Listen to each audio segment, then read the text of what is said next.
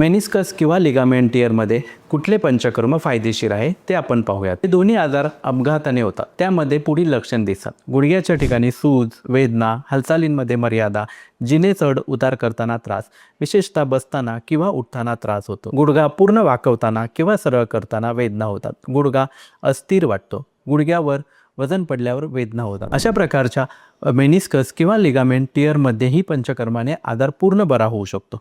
यासाठी गुडघ्यावर तैलधारा, जाणूबस्ती, स्थानिक स्नेहस्वेदन करावे लागते. सर्वांग स्नेहन करून संधानीय गणाचे बस्ती दिल्यावर गुडघ्यातील लिगामेंट किंवा मेनिस्कस पुन्हा सांधून येतात व वेदना उत्तमरित्या कमी झालेल्या दिसून येतात. सोबतच रक्तमोक्षण नावाचे पंचकर्म केल्याने या ठिकाणचे अशुद्ध रक्त निघून जाऊन त्या ठिकाणी शुद्ध रक्ताचा पुरवठा झाल्याने लिगामेंट्स किंवा मेनिस्कसमध्ये झालेली जखम लवकर भरून येण्यास मदत होते. सोबतच आम्ही पेशंटला घरी तैलपिचू करायला सांगतो. त्यामुळे गुडघ्याची ताकद वाढते.